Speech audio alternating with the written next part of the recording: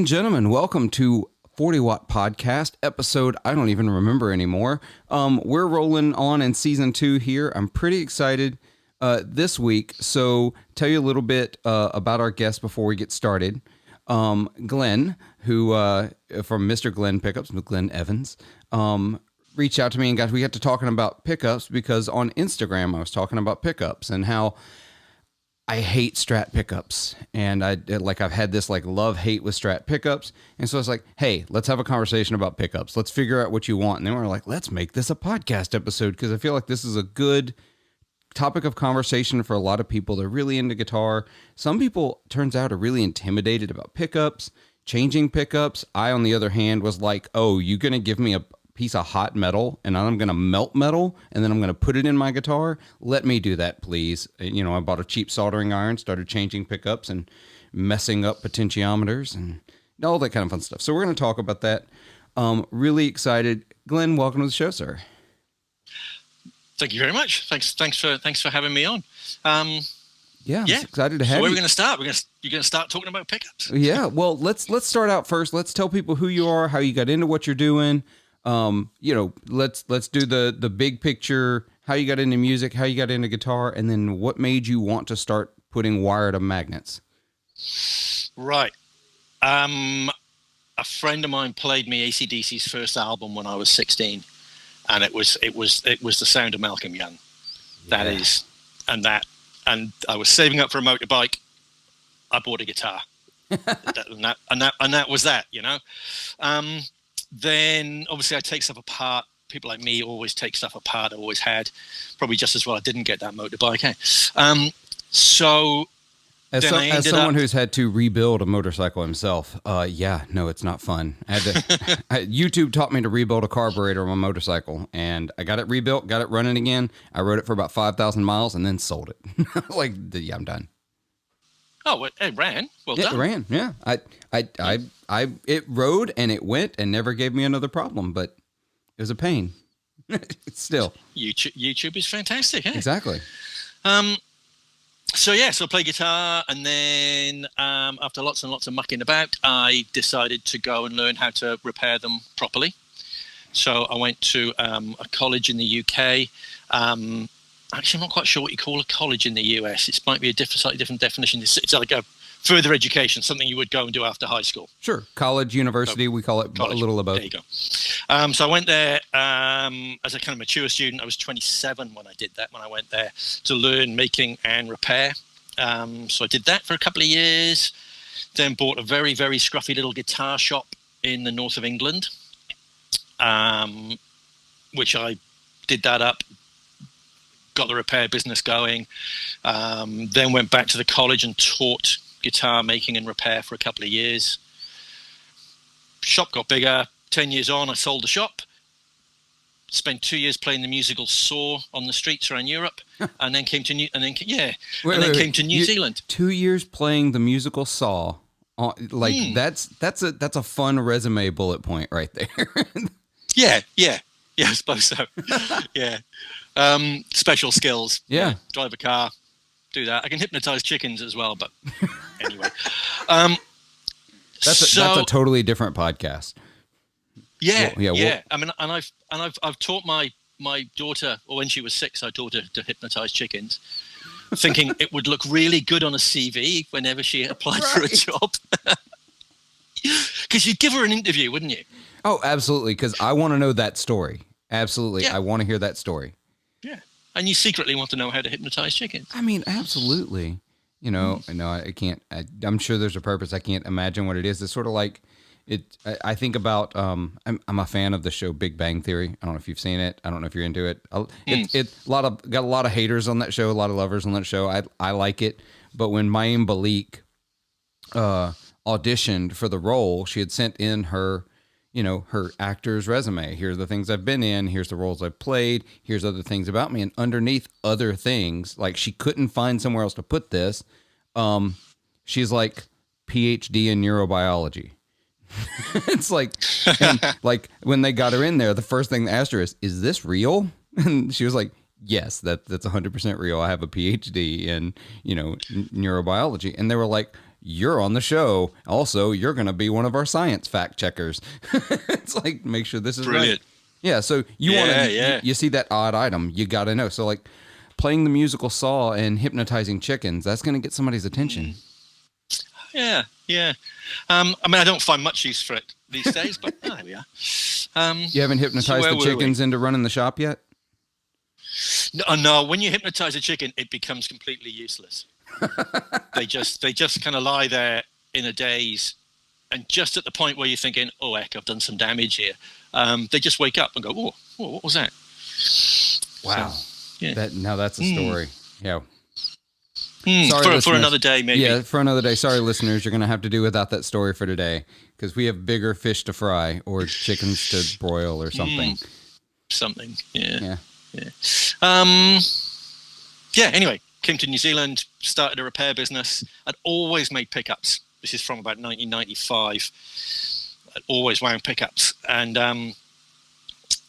then was doing it more and more, and was from 2012 on. I started developing these designs using, because I had access with repairing. I had access to a lot of really good professional players who were fantastic test pilots.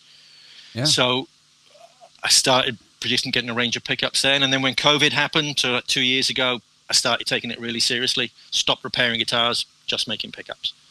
Oh wow, yeah. So that's so you said from 95 on you've been making pickups already. So you've got let me do my math, 27 years now of making pickups. Right. And so just in the last 2 you've decided, no, this is what I'm doing, just going to do the pickup thing.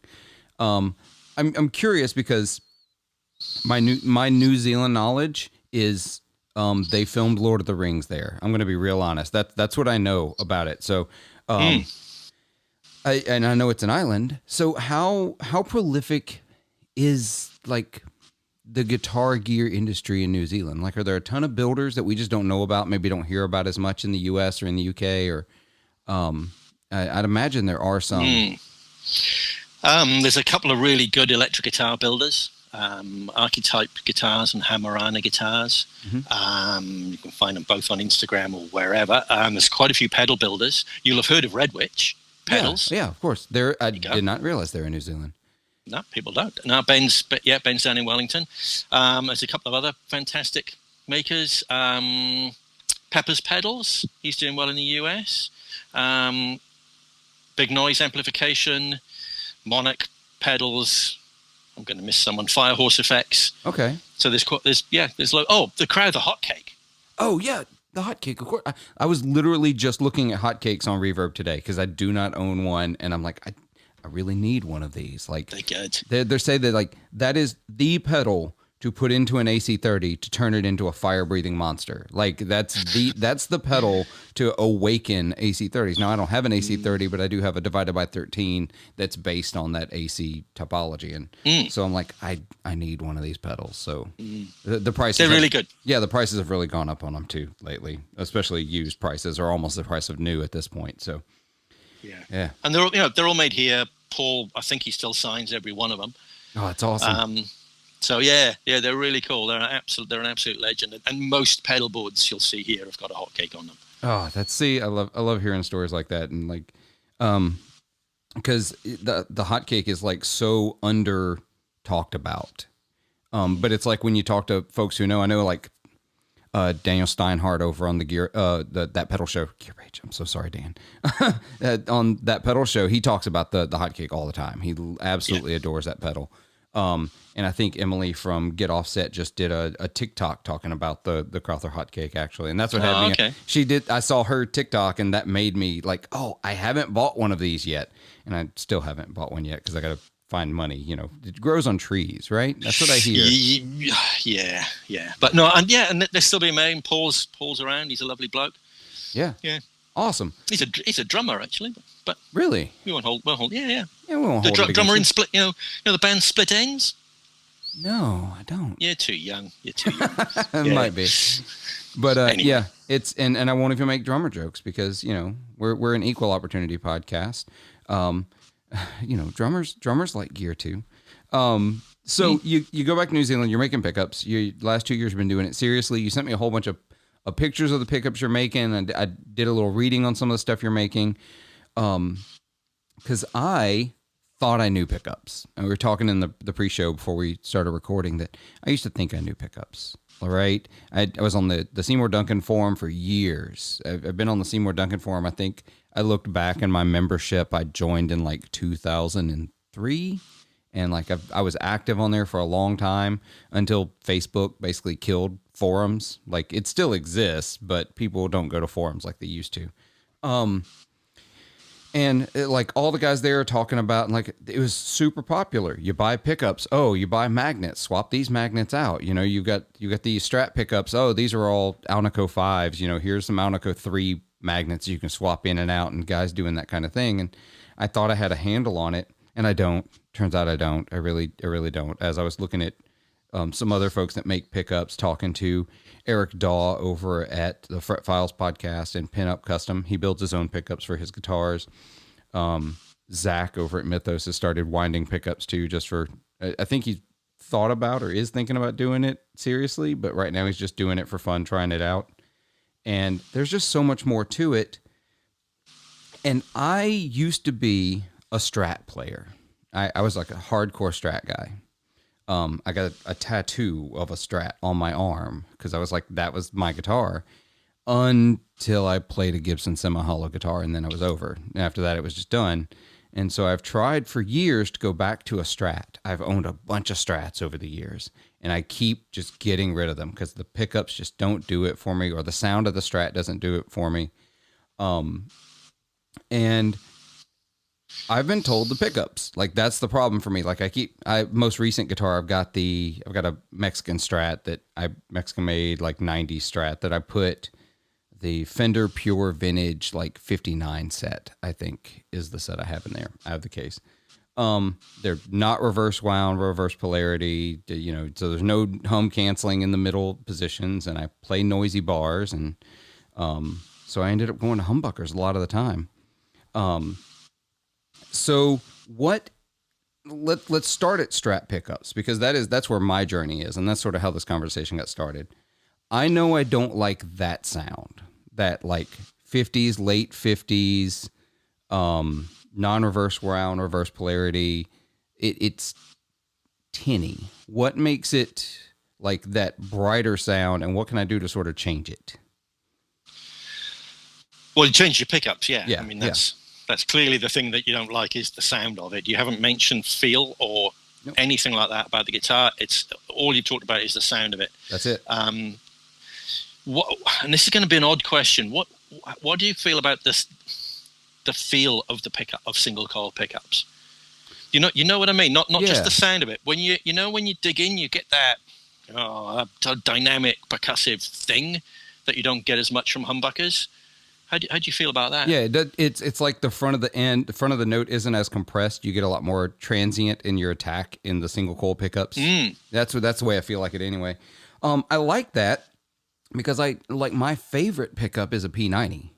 I love P90s. And so it isn't a single coil versus humbucker thing. I like them all.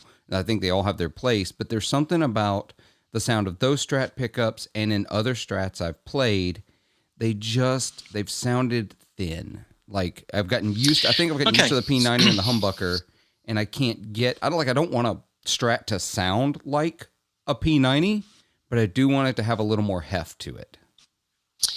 Could you, and there's a reason for this, could you describe to me the sound of a P90? To me, it's a very, I was playing my 135. It's out of frame here, but 135 behind me. It's got Lindy Fralin P90s in it. And I was playing it through my amp, through an overdrive pedal.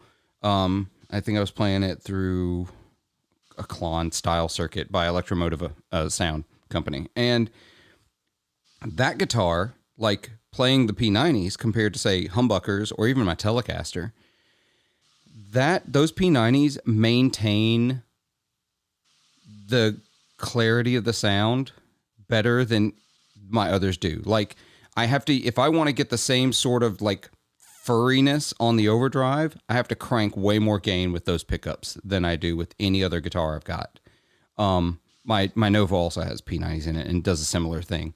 So it's almost like they stay cleaner. They push a frequency that those drive pedals aren't frying as much. They're not driving it as much. Okay. And so there's like this mid-range thing that I really like in the P90s. So that's where I find the character of the P90 is in that like upper mid-range. Okay. Because the reason I ask is because people describe P90s very differently if they come at it from a humbucker side or a single coil side. Because humbucker people who have humbuckers as their standard will describe P90s as you have. They'll use words like clear, the clearer and not as powerful and stuff. Whereas single coil people will describe them as fat and, driving. Okay. Which is funny, isn't it? 'Cause it's the same pickup. It's just you come at it from different angles. Yeah. Whereas you don't get that sort of dichotomy with humbuckers or single coils. People will tend to kind of describe them in quite similar ways. I would say, I think a vintage Strat pickup is not for you. They're not for me either, to be honest. They tend to be a bit pingy. Yeah. And that can be quite a harsh, cruel sound. It can be a bit unforgiving. And I do admire people who can play with a clean Strat sound, because especially a clean telly sound.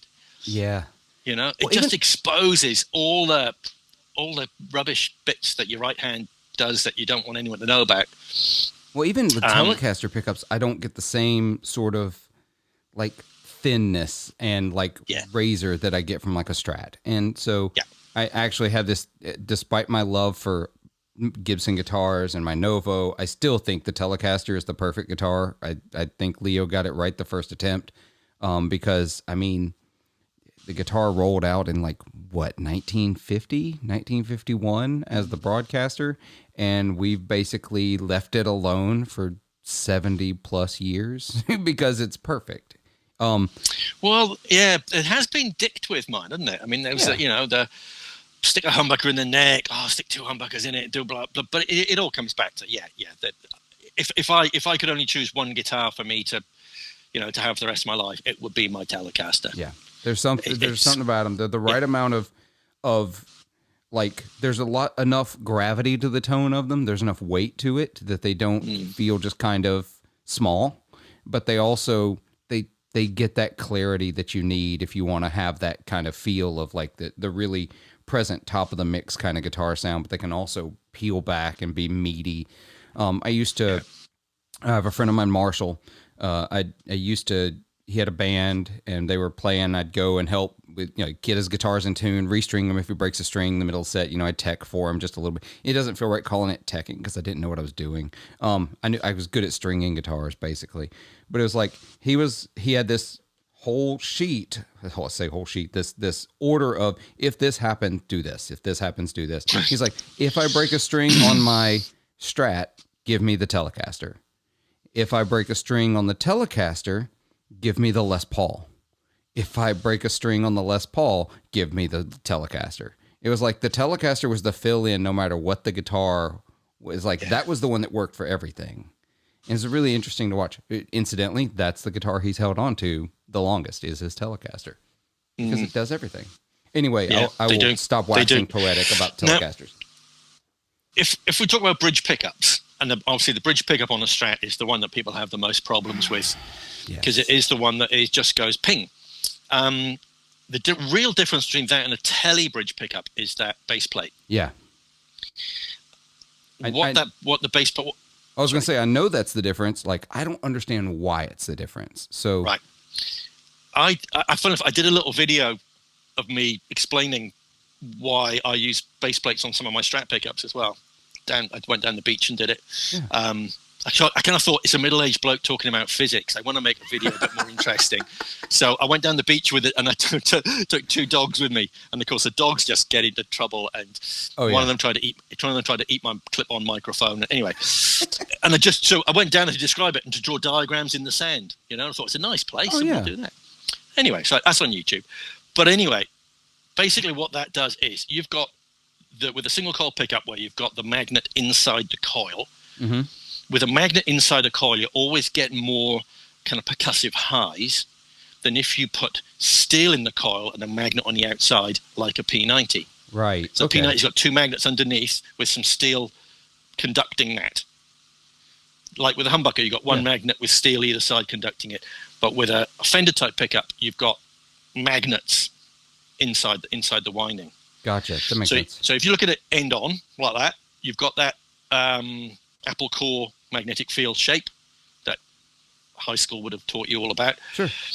When you put a steel plate underneath it, it squishes the bottom of that magnetic field up and out around the side. So instead of the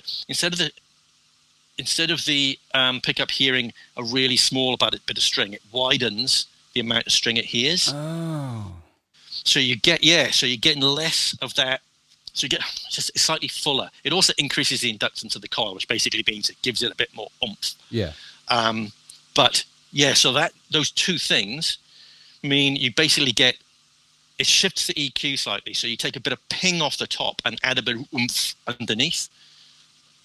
So there's one pickup I do called a 2E, which is the hotter Strat pickup. So there's more windings in it, which also gives you a bit more bottom end. Again, the more windings you put on, that shifts the EQ towards the bass. Sure. Obviously, if you go too far, you end up with a mushy pickup. Yeah. But so it's got more windings and it's got the steel bass plate, and that gives you a bit more kind of Stevie Ray Vaughan-ish kind of a vibe to it. Yeah, and like I almost hate bringing up the Stevie Ray Vaughan thing sometimes because it's like that's what everybody brings up. Like I remember in my early days as a blues guitar player, I once had someone liken the tone I was getting to Stevie Ray Vaughan, and I immediately changed everything about my sound. Not because I don't love Stevie, but because it's like that's not everything. Like I was a BB King guy, so it was like BB King, Albert King. That's what I wanted. Somewhere in that area, Freddie King. I don't have. I want just like the energy Freddie King has in his playing is incredible. But yeah, there's something to that thicker Strat tone. And I was actually talking to one of my Patreon supporters. We were talking about, I had a revelation that in the days of my Strat playing, I always like gravitated towards the Texas Special pickups, which were supposed to sound like Stevie. They weren't anything like the pickups that were in Stevie's guitar, nothing like them whatsoever. But also I feel like Fender was trying to replicate. They were like, okay, Stevie had these pickups into like 6 amplifiers and this was his sound. How can we get that sound out of one set of pickups into one amplifier? You know what I mean? It's like they're trying to mimic his reaction into, Marshall Majors turned up with 200 watts kind of thing, which is still, everybody talks about the Fenders he played, but they forget that he was also used a 200 watt Marshall that he was peeling paint off the wall of buildings with. So, I mean, Stevie Ray Vaughan it's a great reference tone, and that's kind of all we've got. All we've got is reference tones. So we're not talking Mark Knopfler here. No. Doesn't seem to be what you want. So Stevie Ray Vaughan's a fairly good place to kind of pitch that. I think another good reference tone for me is I really like Jeff Beck's Strat tone. Jeff Beck gets a not tinny, like there's a smoothness to his tone. It doesn't feel. Now, a lot of that comes down to his technique, too, because he's a monster technique player. But I really like the sound of his Strats. And so, somewhere in that in between. Here's somebody for you to go and have a listen to, you probably haven't heard of. Black Strat Blues.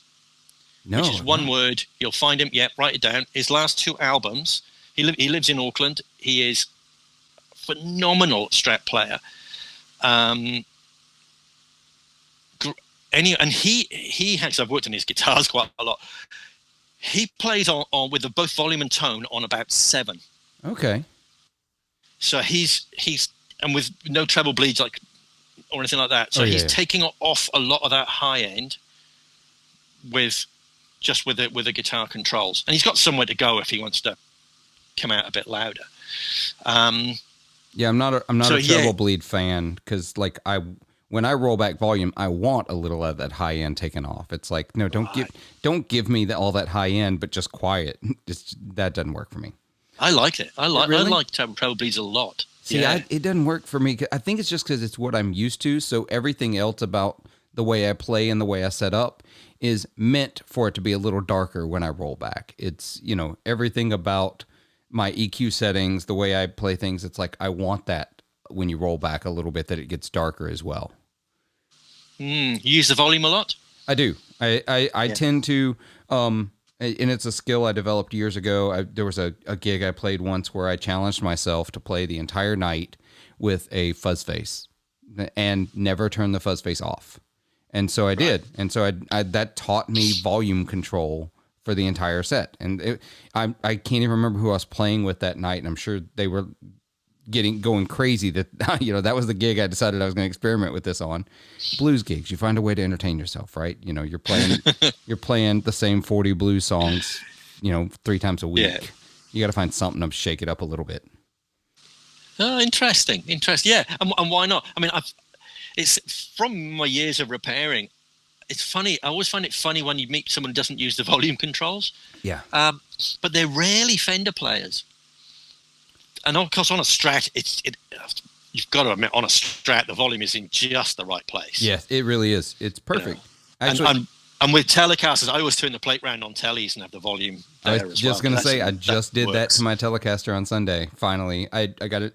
Yeah. I got one of the Jason Isbell Telecasters, and I've been playing it, getting used to it, and I just swapped the saddles, and while I had it on the bench, I decided, all right, now's the time, break out the soldering iron, flip the plate around, because I wouldn't have had to break out the soldering iron, except I also obviously wanted to switch flip the switch around so that it was now oriented the right way, and it's just too short a wire, so I had to break out the iron. Yeah. So yeah, but see, with it the conventional way, there isn't room for your finger between the switch and the volume. There's not. So you keep fouling one up when you're doing the other, and it's but turn round. I mean, for me, it's not quite as good for that using the tone as a wah. Yeah, it puts the tone knob a little too far back. It's not as close as the Strat, and of course, even the Strat volume is even closer than the Telecaster gets when you flip it around. It's the spaces. It's right there under the strings. Now, I've always had trouble with that volume swell. I can't do the volume swell as well with my hand. When I was a teenager, I sliced my right wrist, and so the muscles and the nerves there are cut, and so from about my ring finger to my pinky side on my right hand, it feels like it's asleep all the time, almost all the time. Over the years, it's gotten a little better. It's not as bad, but it is still pretty numb. So I don't have that feel on the pinky and the ring finger that I feel like is really necessary to be as smooth with the swells. It starts out smooth and then speeds up too fast, or I don't have that touch for that. So I still use a volume pedal because it's just easier for me. But I still use the volume control to very much level out my dynamics. We go into a verse where I've got to lay underneath the vocals, and that's where the volume is. Like I don't just pick softer. It's a combination of all of the above. Yeah. Yeah. As soon as the singer opens their mouth, you need to back off, don't you? Exactly. I find especially with myself, if I'm doing backing vocals as well, I find it quite hard to be gentle with the guitar at the same time. Yes. So I've got to back it right off because there's too many things to think about, isn't there? And you've got to stand up and remember to breathe and all that. Yeah. The amount of guitars, when I was repairing, the amount of guitars that would come in where you'd have the string knocked against a mic stand, where the string gets bent over the fret. And it was always singers, and they never knew they'd done it because they got so much going on in their mind. It's like that thing with the gorilla walks to the room and you don't see it. There's too much going on, and they haven't known that they've done that. Yeah, because I know when I sing, whether I'm fronting a band or singing background vocals, I'm remembering lyrics. I'm remembering other things that I've got going on. There are players like that. Bring a 90s 2000 Dave Matthews plays these intricate rhythms and parts while he's also singing. That is madness and not human. The average person doesn't do that kind of thing. I can't play difficult parts and sing at the same time. Actually, bassists who can stay in time while singing at the same time blows my mind because I can't do it. If I'm playing bass, I am not singing backup on your gig. That is just that's the rule. I can't do both. My brain doesn't function that way. So yeah, bang it around. It hits things, hits a mic stand. That's why they make boom stands that come really far out. Yeah. So yeah, that's my thing with Strats. Okay. I want a little bit of the heavier tone of, you know, a little more meat to the tone like I get with a Telecaster or a P90 pickup, but I don't want to sacrifice that. Let's be honest, the 2 and the 4 position of the Strat. That's where you like that one. I do, and that's when I played a Strat, I lived in the 4 position. That was just I took solos in the 4 position. I didn't never come out of it. That was it. Okay. It's only in the last 10 years, the last half of my playing life, that I've really started to embrace bridge pickups in general. I avoided them for a long, long time. Well, if 2 and 4 are really important to you, then definitely not reverse polarity, reverse wound. Oh, really? Yeah, it does. You lose a little bit of that. It's not quite the full Knopfler. Okay. If that because you've got 3 pickups, and that one's got a different polarity to these fellas, and there is a certain amount, a teeny little bit of interference between them, and it does make you can hear that.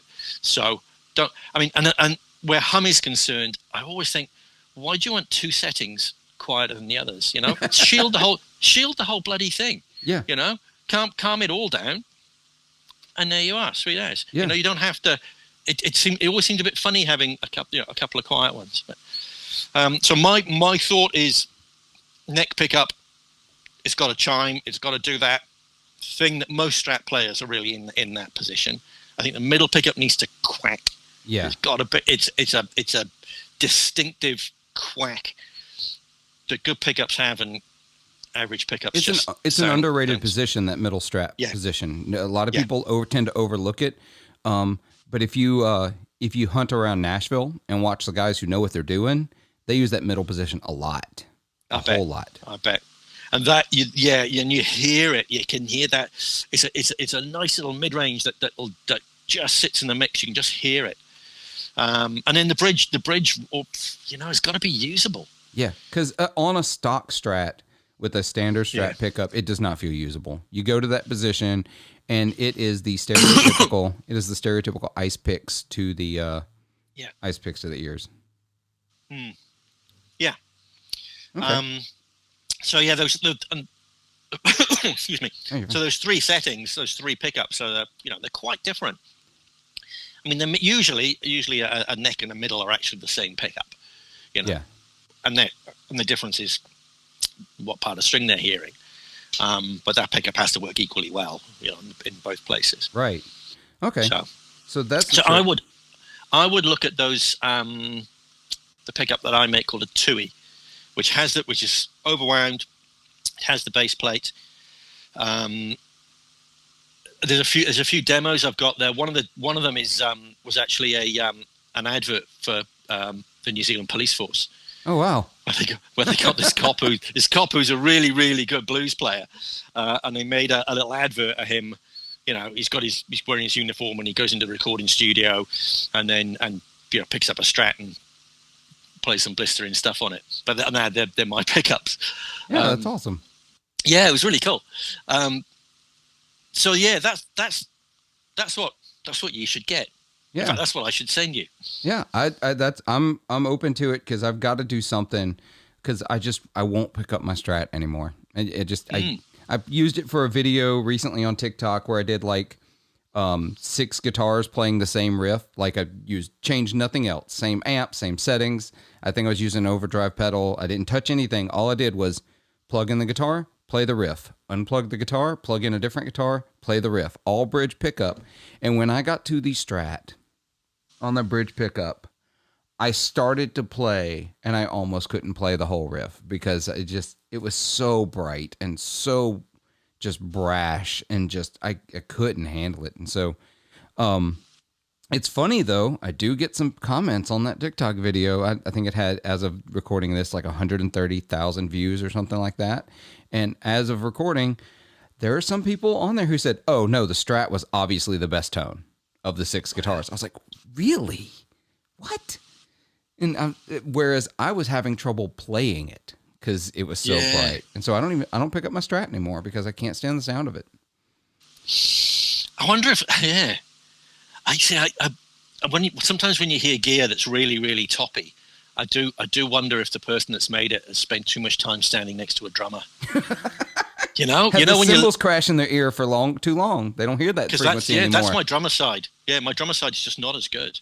Yeah, it's an interesting thing, and of course, they say that as men age, they tend to lose the upper end of their hearing first. So that's very real possibility. Also, I think that's why we see. It's funny. This is me getting slightly controversial. It's like as some of the guitar players who manage to not die young, these legendary players, as they get older, their tone gets tinnier and brighter, and it's because they're just not hearing it the way they used to hear it. And yeah, I think there's something to it.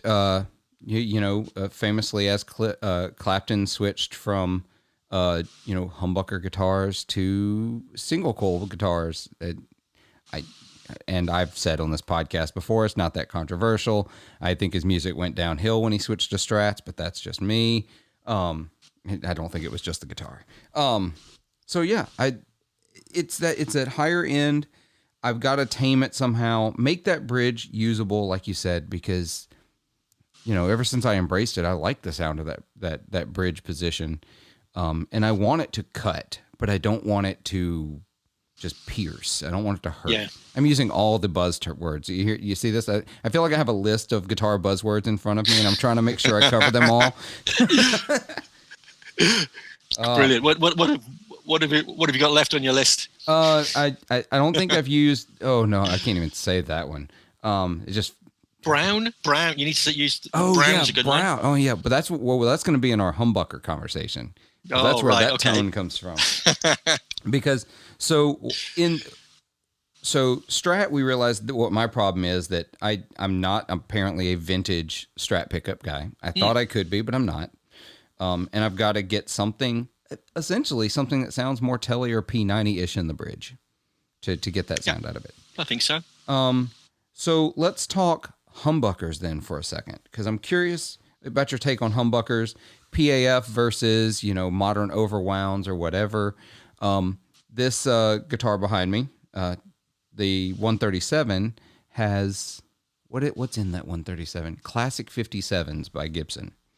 That's what they were putting in all the custom shop guitars in like the early 2000s. They were putting or at least this style, they were putting the custom, the classic 57s, and they're dark sounding. They're really dark sounding, even for humbuckers. They're really dark sounding.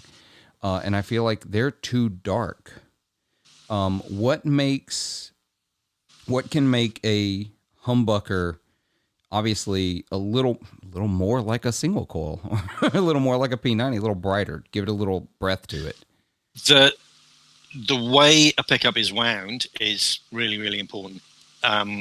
And I know when people look at the spec of pickups, they will tend to look at the K ohms. Yeah, the output. And that's one of about 10 factors that makes a difference. And that's a guide, but it's not going to, you can't look at a humbucker that's, let's say, has 11 K ohms, and then look at one that says it's 8 K ohms and go, oh, well, the bigger number is a more powerful pickup. Because the chances are it's a completely different gauge of wire. So it's like you're driving along, it's like you're going on the road on your motorbike and you're going, hey, I'm doing 3,000 RPM, therefore I am traveling at 50 miles an hour. But what gear are you in? Right. If you know what gear you're in, cool. Then that tells you something. Yeah, because then you're judging apples to apples at that point. You're not. Yeah. Okay. Yeah. So, and the chances are, if it's 11K, it's not going to be a WG42 because you physically can't get that much on. It's really hard. Well, you kind of can, but it's a bit messy, Yeah. So there's that. That's one thing. The other thing, obviously, is the magnet. My kind of way of describing, usually there's Alnico 2 or Alnico 5. My kind of way of describing the difference is Slash is Alnico 2 and Angus is Alnico 5. Okay. So if you think, I know they're different, but they're both playing sort of Gibsons, and they're both kind of Marshally, and you know what I mean. Yeah. But there's a real clarity in Slash, and there's a grittiness in Angus. Mm-hmm. And that's Alnico 2 and Alnico 5. Okay. No, it makes total sense. But then the real one that gives a pickup its personality is leakage capacitance, which is how you wind it, which is that whole scatter wind thing that people talk about.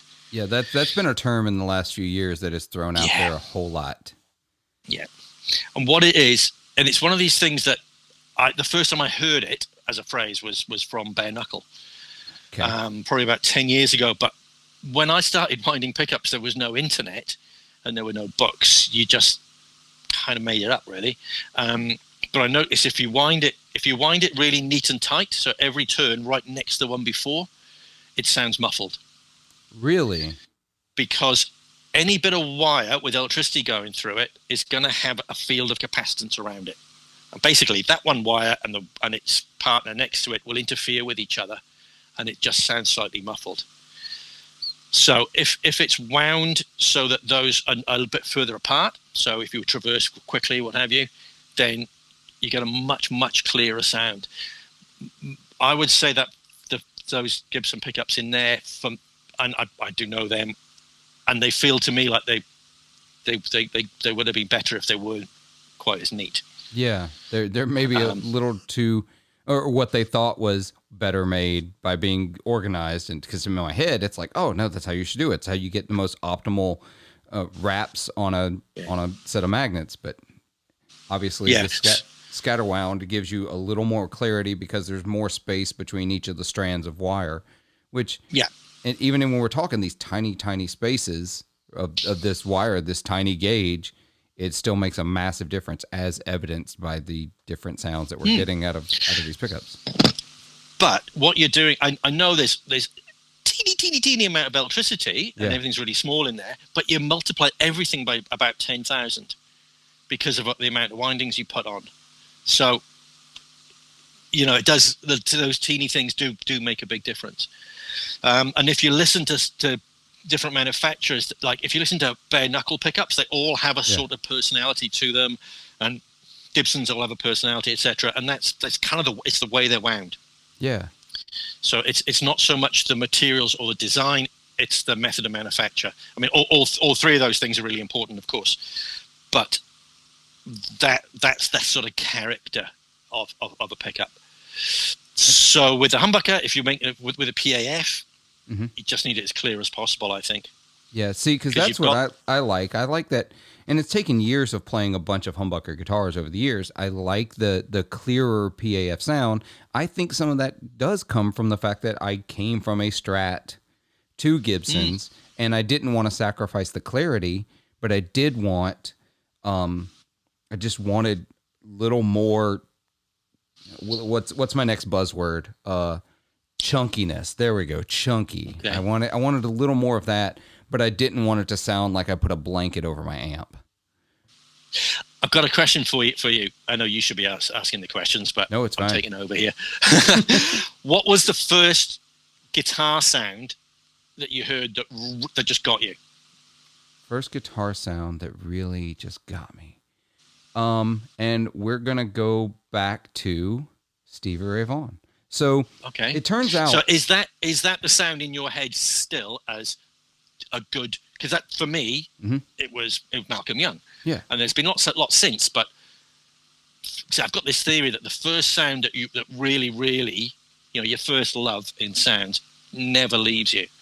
So it was, and I can pinpoint. It's really funny to tell this story because I don't think I've actually told this one on the podcast. But and I really think there's a magic in this performance that I'm going to reference. It's that. So set the scene. I was a teenager. I was probably 18, 19 years old.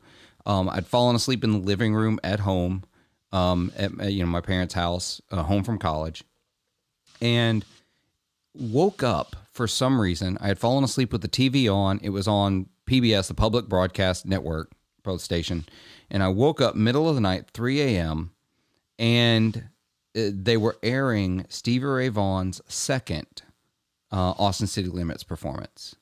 and it was the second taping. It was the one where after he had gotten clean and sober, and he was unfortunately not far away from his untimely death, but he was clean and sober. He was at the highest level of his performance as a player and as a singer. And I heard that. And up until then, I had only played acoustic guitar and like strummed electric guitar, like never actually like played electric guitar. And I woke up out of a dead sleep and just stared completely and utterly transfixed at this performance. And that was when I thought, oh, that's what electric guitar is about.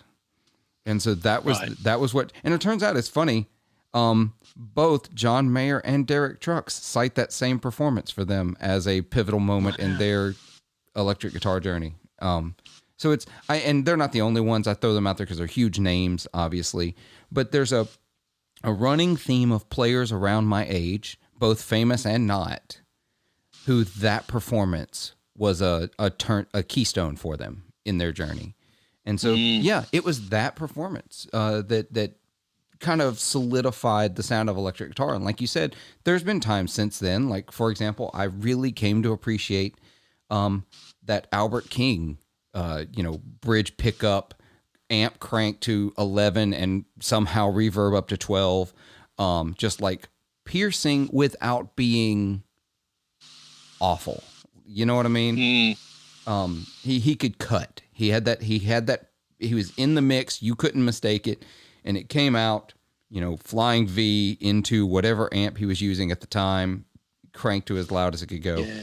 And those sounds are what ultimately drove my idea of guitar tone. But yeah, Stevie. So that was the first one, Stevie. Okay.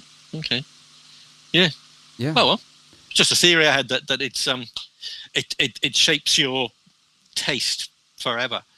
Yeah, I definitely think that because, for example, when you ask guitar tone or sounds, my brain, I can still hear that sound of that show. That I have a DVD of that performance. I still hear his sound, and that sound on that show is different from his album tone, different from other performances of his I've heard, and I can't always just recall the tone of a particular guitar player in my head. Like I don't have you say Jeff Beck's tone. I don't actually have a song that I instantly think of. I don't instantly think of a particular performance. Same thing with, Clapton, Angus Young, Slash. Actually, Slash, I 100% think of November Rain. I don't care what anybody says. That solo on November Rain is so great. But it's there are those touchstone figures of tone that I do think are in my head as I start looking at what my sound is like. Yeah. It's probably why I landed on P90s as my favorite pickup, because they gave me that in between. But it's funny, I've never had a problem finding the right P90 either. I've gone through a bunch of P90s and I love them all. I've never had a P90 and I just thought, oh, that is garbage. That doesn't work for me. It's like the sound of all P90s work, but not all humbuckers and not all single coils have worked for me. And why should they? Yeah. I mean, you don't need to like Strats. Yeah, don't tell that to Strat players. They're like, no, it's the perfect guitar. Somebody told me the other day they view the Stratocaster as a transitional guitar between the Telly and the Jazzmaster. Ooh, that's a hot take. I know. I mean, you wouldn't say that in public, would you? Yeah, I mean, you'll edit that bit out, of course. Yeah. Well, no, we just won't say the name. I'll edit out their name. You totally named them. I've totally edited that. No, actually, you didn't name it. And my listeners know I don't edit this thing. If I can avoid it, I don't edit this show. We are completely uncensored. But there's a thing. There is a thing to the Strat sound, and like sometimes you need that tone, or maybe you don't need it. Like there are a lot of players who play their whole careers and never use a Strat. That's not a thing. Like if I ever saw Slash playing a Strat, I would probably come unglued. I'm sure somebody's going to post a picture at this point now where they would like tag me in as like, here's Slash playing a Strat. But he'd probably sound like himself with it though. Yeah. But then if you take a player like Jim Campilongo, it'd be hard. I find it hard to imagine him with a non-Telecaster. Yeah. I'm trying to think of another player that I definitely would have a very hard time hearing them on any other guitar. There's actually a ton of Strat players that I have a hard time imagining them playing anything else than a Strat. I'll go back to Beck, even though I know Beck had years where he played a bunch of other guitars. Yeah, he's kind of quintessential Strat to me. Not, to me, he's not. Really? It sound for that sound for me, it isn't anything to do with the equipment. Like with some players, it is. But with Jeff Beck, it's just that he's doing half a dozen things at any one time. I mean, he needs a tremolo arm. Yeah, absolutely and does. And an accessible volume control. But having said that, I'm sure he'd be fine. Be fine without it. But I mean, he famously played a Telecaster for years. Yeah. So yeah, just reading the book on the Telecaster book. What's his name? Tony Bacon's book on the telly. Oh yeah. Yeah, I got it for Christmas. It's really cool. Nice. And there's lots of Jeff Beck in there. Yeah, no, do. Yeah. I had an opportunity at a gig. I think I've told this story on the podcast before, but I was playing a show, a small bar, in my hometown, which is kind of it's a tourist trap town for the blues. I'm from Clarksdale. Where is that? Where are you? I'm from Clarksdale, Mississippi. So that's okay. Clarksdale is where Ike Turner, Muddy Waters, John Lee Hooker, Sam Cooke, they're all from Clarksdale. Wow. And so it's like it's a major seat of blues tourism at this point now. It's anyway, neither here nor there. I was playing a bar there, and I'm playing. I don't even remember what guitar I had at the time, but I was playing through a Mesa Boogie, and this guy comes in between sets and it's like, "Hey, I got this really cool guitar that I'd like you to check out." Like, guitar players talking guitars, right? So he pulls out this guitar and he shows it to me, opens the case, and it's a Nocaster. It's a 1951 Nocaster. Really? And I was like, "Oh man, that's awesome. This is a reissue, right?" He said, "No, it's not a reissue." And I picked it up, played it for a little bit, had a super thick neck on it, and I was like, "Man, this is super cool." He said, "You can play next set with it if you want." I was like, "Yes." So I played the next set with a Nocaster into a Mesa Boogie. It's like, and it was one of the wildest experiences of my life. And yeah, Telecasters, like, there's something about them. I don't know. It's sort of like I feel like Fender nailed the perfect bass when he created the P bass, and I feel like he made like the most versatile guitar on his first attempt with the Telecaster. Yeah, I'm with you. I mean, I do two telly sets. It's funny, with the whole pickup thing. Like, I do two Strat sets, I do two telly sets. There might be another Strat set at some point in the future, but I do variants on them.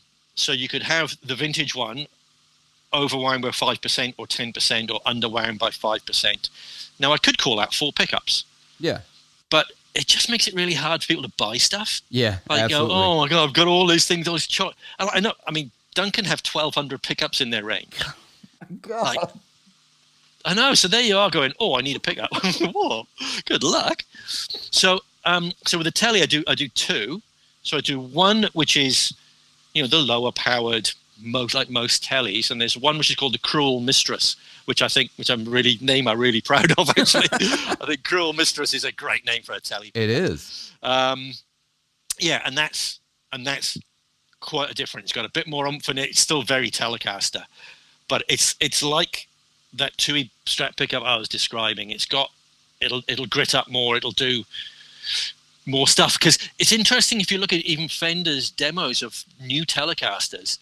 They're not people playing country. No, because the Telecaster doesn't have to be. It's been pigeonholed at some point, in which it didn't start that way. It sure as hell didn't start that way. I mean, Jimmy Page started out on a Telecaster. You know what I mean? Well, Zeppelin started with a Telecaster. And actually, there's a really great video, 5 Watt World. Over there, they did a video on the guitars of Jimmy Page, and they do a lot of talk about his Telecaster and the joys of Like, it was such a great video to watch, except now I want to put a B-bender in one of my Les Pauls. So that's, yeah, I know.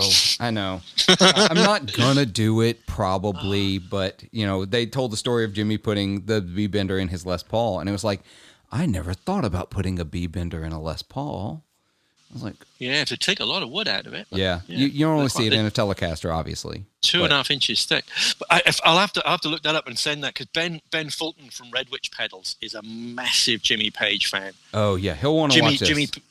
Jimmy Page is the sound in his head. Well, and for me, I came to Zeppelin late in life, like after, because I grew up as a country listener. Because like my first music was on record and 8-track. In the early late 80s, actually. I was probably about 9, 10, and I putting together the stereo that was in the closet.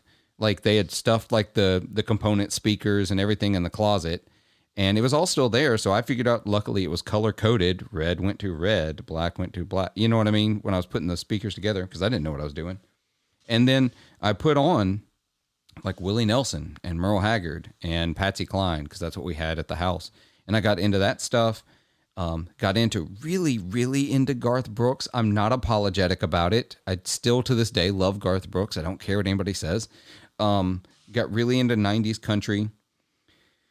Then I got really into all the stuff that was coming out, like Wallflowers, Hootie and the Blowfish, that sort of rootsier side of pop rock that was going on at the time there.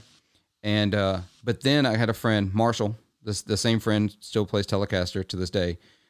He turned me on to Led Zeppelin, and from there that changed. Like I was Led Zeppelin and Black Crowes. That's who he introduced me to back to back, and that was when I learned what rock and roll was and why people dug it as much. And so Jimmy Page is still one of those like major influences into me, the way guitar sound. And right.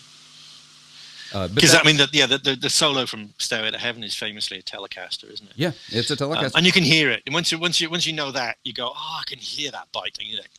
Just that bitey attack thing. That, yeah, of course it's a Tele. There's some really interesting solos out there that are recorded on guitars that people don't realize they are. For example, Purple Haze by Jimi Hendrix is a Telecaster, not a Strat. It's a Telecaster. Oh, I've got to listen to that again. Yeah, listen to it again. You'll hear it immediately. Once you know that you're listening for that, you realize it. It's a Telecaster. And obviously, he played a bunch of guitars. Everybody else associates him with the Strat, obviously. But, he famously played Flying V's. He played a bunch of other stuff. And of course, there's the Gilmore Comfortably Numb solo, I think. Everybody thinks is a Strat. It's actually a Les Paul with P90s. Right. So ultimately, it comes down to, and this is the way I always think of this kind of thing. Ultimately, it comes down to the listener is going to hear the music. They are not going to sit there and analyze, unless you're like me, and that was obviously a 57 Strat with the gray bottom pickups and blah blah blah blah blah. They're going to hear the solo, and it matters to you as a player. It matters to us. And I have this conversation about pedals too. Everybody's like, oh, but there's 17 different pedals that all do the same thing. Yeah, but does it inspire you to play? Do you like playing it? Does it have that little bit that makes you like it more? Because lately I've realized the thing that makes me inspired to play like certain pedals more than others is because I like the person who made it more. I mean, there are some really awesome people in this industry, and I actually have a joy knowing that, I know the guy who made this pedal, and I appreciate who he is, and therefore I like this pedal more, despite it probably sounding the same or as good as any other pedal out there. You know what I mean? Yeah, absolutely. It's funny. I really like JHS pedals. I've never played one. Really? But I just like Josh's videos.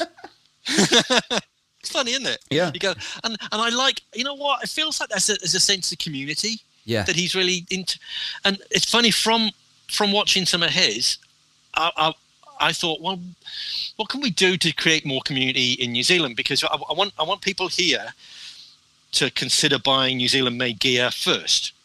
Gotcha. rather than go, oh, it's overseas stuff, it must be better than Kiwi made. So, and for that reason of getting to know people, I made this YouTube series called Mr. Glyn Meets Your Maker, where I just have a chat. That's a great title. But where I have a chat with people like we're doing now, with like Ben Fulton from Red Witch and other guys, just to give people a chance to see them from a different angle and to see that they do know what they're talking about. And so I haven't done Paul Crowther yet. Yeah, no, you got to do that. But I'll have to give Paul a call. I just haven't. I was sort of hoping to run into him, but there haven't been any gigs for a long time here. Yeah. So, because he often run into him doing sound at gigs and things. But I'll have to phone him up. Yeah. Well, it's it's similar. It's something I really like about what Joe Branton does over at the Guitar Nerds.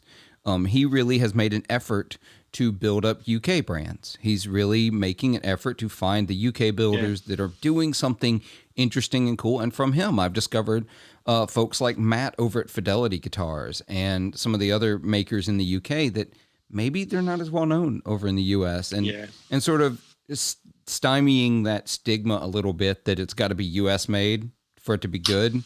Like, because there are great builders everywhere. There are great builders doing awesome things everywhere. I did a great chat with Aidan from Archetype Guitars. He's in New Zealand, and we're having a chat like this. And halfway through, he goes, "Oh, wait a minute!" His cat had brought a live bird in. I mean, we kept recording it while he sorted that out. It was brilliant, absolute gold. You can't plan for stuff like that. No, you just have fun with it. That's why I don't script things, listeners. It's not worth it. It's better to just see what ends up happening. The best conversations, just make it up. Yeah, the best conversation are the ones that you never meant to have.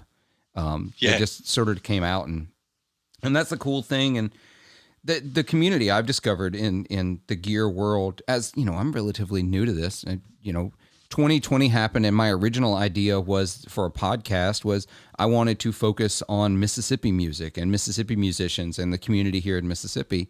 And well, it's kind of hard to do that in the middle of a pandemic. And so, because originally my plan was to travel and go hang out with musicians, record it, put it out, do the thing. And eventually I think I put out my first episode in November of 2020. I had all this gear, and I was like, nothing was getting done. It didn't look like we were coming out anytime soon. So I was like, I'm just going to start recording things. And since then, it's been really, the community around the gear world has been really embracing. Like, I can just message people on Instagram and they actually respond. And I'm like, yeah, I'll do that. Let's do that. Let's talk. We'll do things. And I've met some really incredible people. It's how we connected. Instagram, literally Instagram. So, it's a great community, and I like the idea of trying to find those other builders that maybe aren't getting the recognition or they're not out there, and building them up and building, because that's what Josh has done an incredible job of done. He's built this huge community now where people are dialed in and invested, and he's wrecked the market on Behringer pedals and other things like that.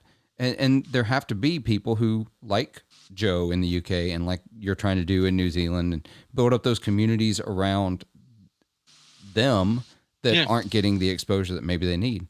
Because like I said, I didn't even know Red Witch was from New Zealand. Had no idea. There you go. Lovely bloke, Ben. Yeah.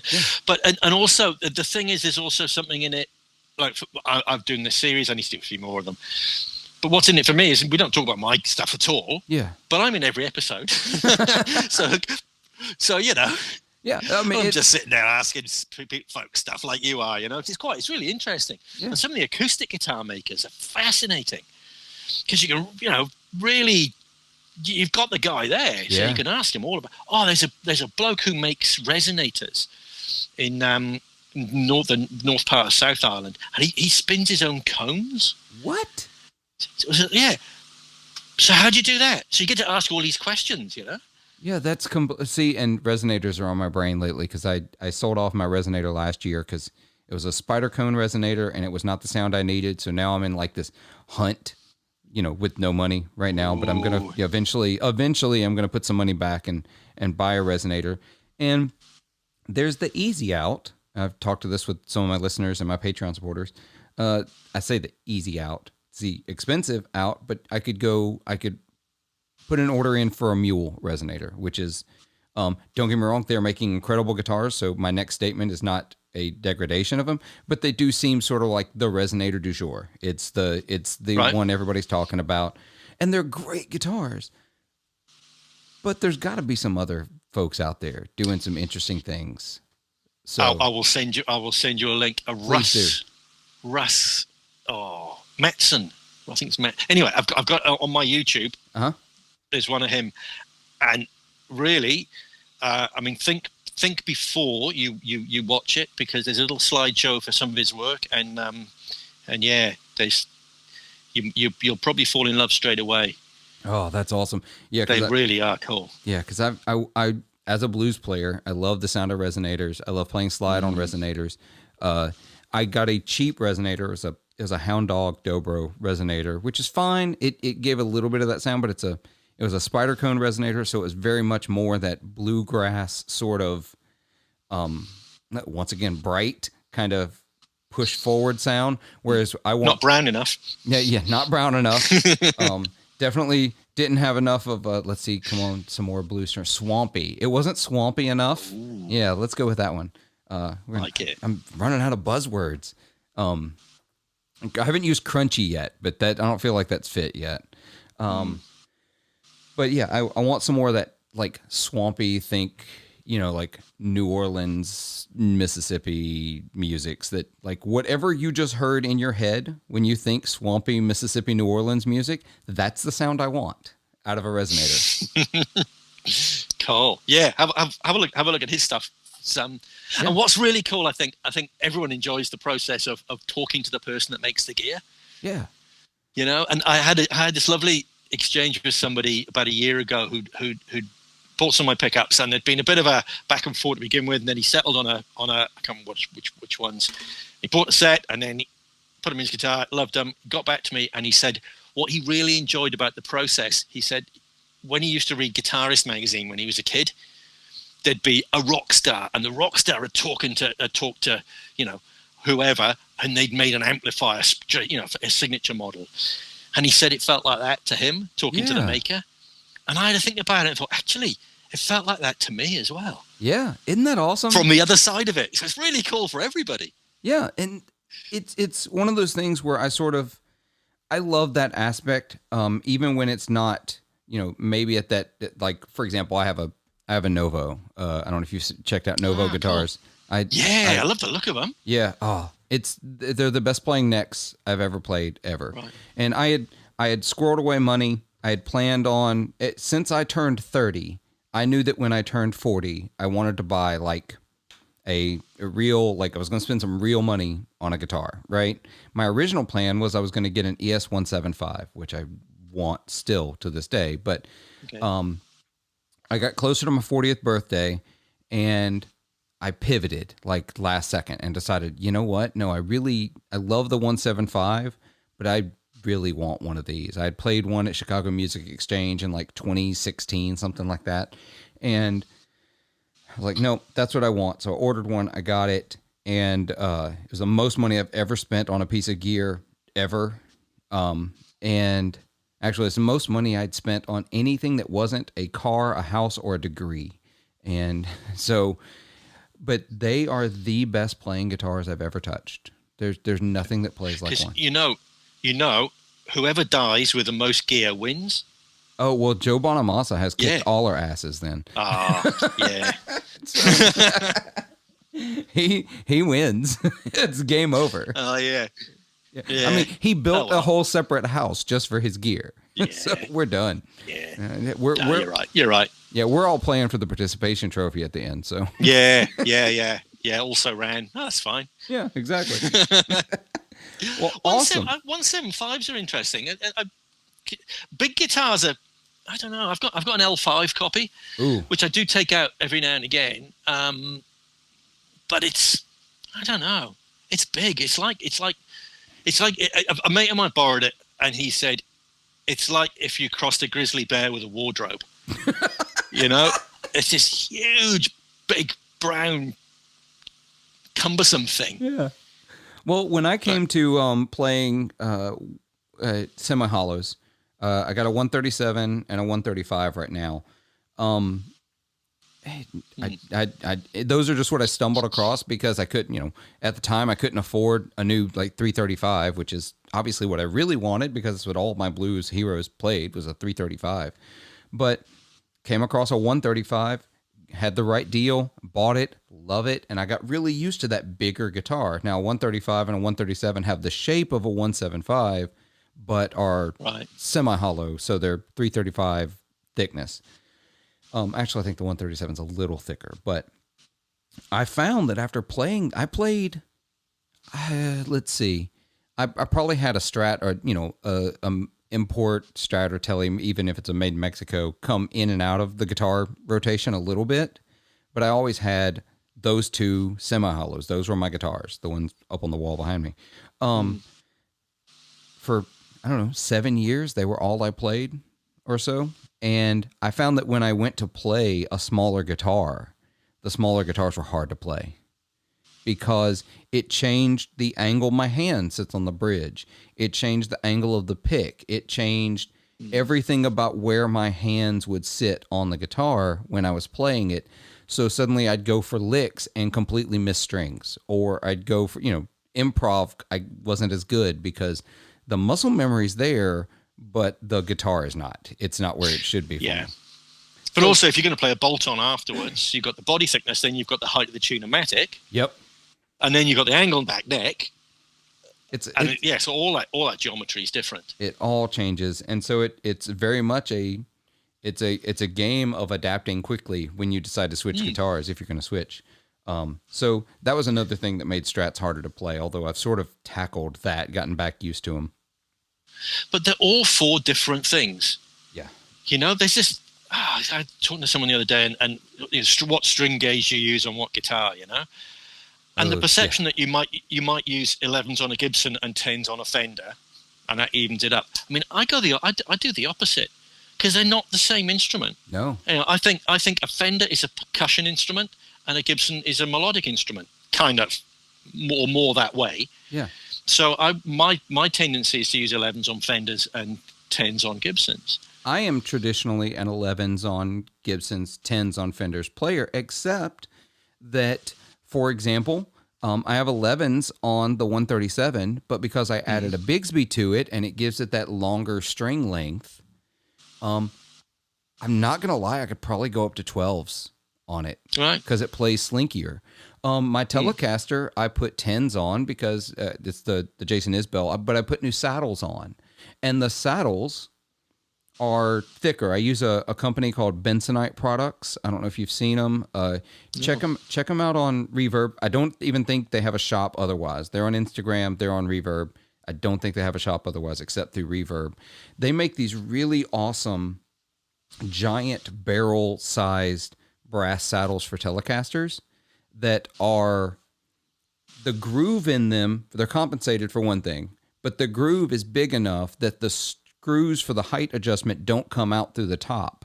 So it's a rounded, smooth profile on top. So when you put your palm down on it, you don't get the digging in your palm that you get with a standard barrel from a Telecaster. And so I swapped to those. Well, guess what? Now the 10s don't feel the same as they felt on the Telecaster before I changed the saddles. Why would that be? I don't know, but they feel slinkier than they did before. They were stiffer with the other saddles. Okay. And I genuinely have no idea. That makes no sense. It shouldn't be that way, but I played that guitar because I did a video. I have a video on YouTube of the sound because I wanted to record the sound before I changed the saddles and then after I changed the saddles. And the sound is, I'll be honest, they sound about the same because I went from brass to brass. I just went to more brass with the new version. I didn't do some scientific experiment about sustain. Maybe it sustains more because there's more mass on the saddle now. I don't know. But same strings before and same strings. I put new strings, but the same strings after, and it feels different. And that is really, really important to feel. Yeah. It's like pedals and amplifier. I like old, simple valve amplifiers because they feel better than something like a Line 6 or a modeling something or other. And it's not the sound, because if you record a modeling amp, they sound great. Yeah, they sound fantastic. It just doesn't, to me, doesn't feel right. And pickups are the same. And it's just not talked about with pickups, how a pickup feels. You know, how I don't want to slag anyone off here, so I won't. But it's how some pickups just don't feel like they're with you. Yeah. And it's like a valve. I mean, of course, it's not something you can demo. It's not something you can really, I don't know. It just sounds like, you can't even explain it. Yeah, it sounds like wishy-washy bollocks, doesn't it? But there's a phrase for you. That'll be the title for this episode. Wishy-washy bollocks. No, I won't do that. But yeah. I went through the Helix, the Line 6 Helix thing, and played them for a while. I had one for 2.5 years, played a bunch of gigs with it, and it was great. It worked wonderfully. It sounded great. It was convenient, 100% convenient, especially for a lot of the gigs I was playing at the time. But in the end, didn't feel the same, didn't inspire me the same. Yeah. Whereas there are tons, especially in this generation where, I'm 41 now, and there's an entire generation of guitar players right now who have never played tube amps. They've only played modelers or solid state amps, or you know what I mean? There's a bunch, or there's going to be a bunch who may have never even played an amp. They've always played directly into interfaces or directly into a Line 6 HX Stomp or something like that. And there needs to be a charity for them, doesn't it? help the valveless. Well, I was going to say it's like that they are getting inspired to play just as much as old tube amplifiers are inspiring me to play. And it's all about what makes you want to play, what makes you play better, because it doesn't mean it's a better piece of gear. It just means it connects with you. Just like all of us like reading different books, all of us like listening to different music, we have different things that make us want to do the thing we're doing. So yeah. And things that change the way you play or the way you feel about it, even things like the length of your strap. Like I like a really long strap, and I know it's harder to play. Yep. But I think I play better because I think I am cooler.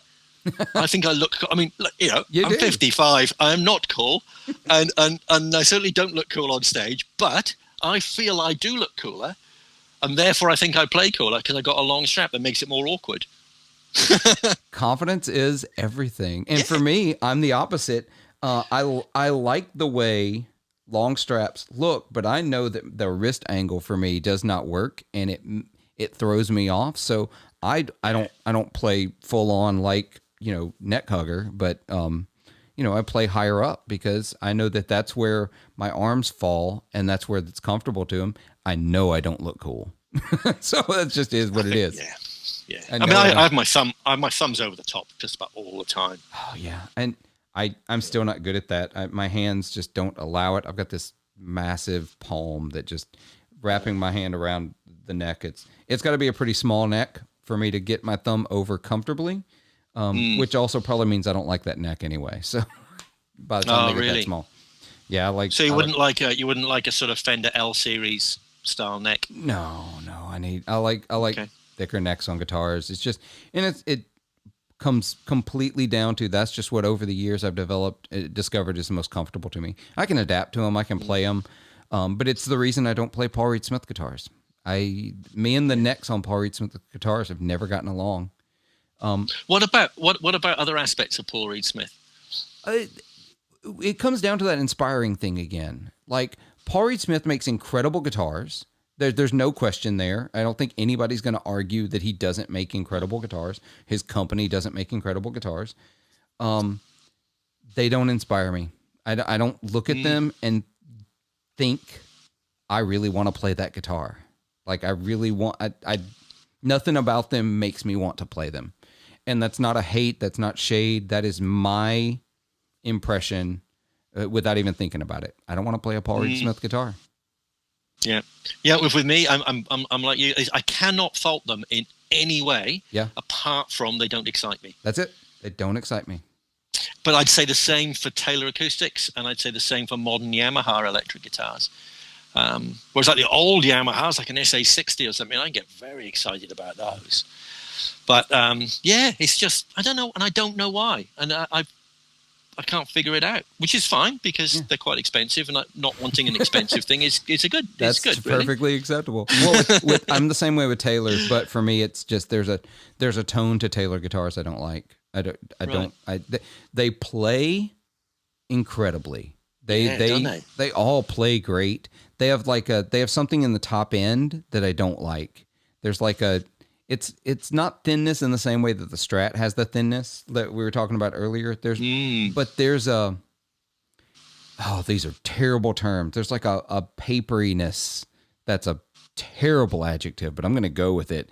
It's like this papery thinness, like delicateness to Taylor tone that I don't like, because I like Martin and Gibson acoustic guitar sounds. Yeah, okay. So that's when I'm wanting acoustic guitar sounds, I want that mid-range and that low mid-range that Taylors typically don't have.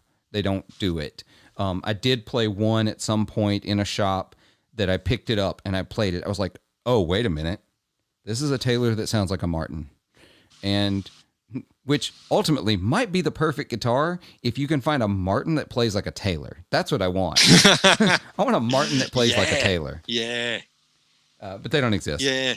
But I tell you what, we've gone a little long, and I want to wrap this up, and we're going to go over to the Patreon episode and talk a little more about pickups, a little more about getting into guitar repair and luthiery, because I've got some Patreon supporters who are really getting into fixing their own guitars or repairing other people's guitars, or got a Patreon supporter who right now is in the midst of putting together a set neck Les Paul kit. So maybe we can offer him some tips on getting that thing up and playable and in the best shape it can be in.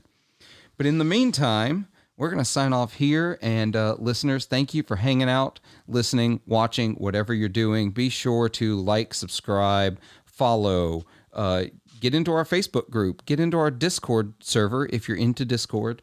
Have conversations, open up, ask me any questions, reach out. You know how to get a hold of me. I'm super easy to find. 40wattpodcast.com, patreon.com/40wattpodcast. And until I see you again, or you hear my voice again, be good to yourselves, be kind to each other, and try to make some noise.